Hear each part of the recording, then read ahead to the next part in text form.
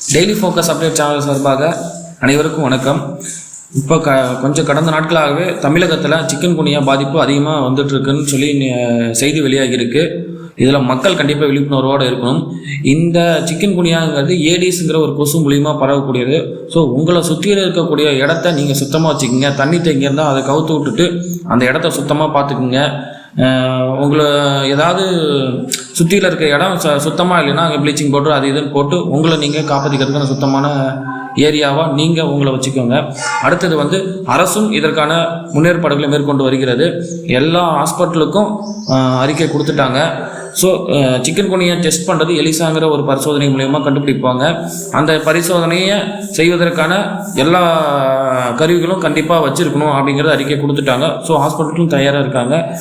மக்கள் நீங்கள் விழிப்புணர்வோட உங்களை காப்பாற்றிக்கிறதுக்கு நீங்கள் ரெடியாக இருங்க. ஏன்னா 2007 இந்த சிக்கன் குனியா பாதிப்பு தமிழ்நாட்டில் ரொம்பவே அதிகமாக இருந்துச்சு. ஏகப்பட்ட பேர் பாதித்தாங்க.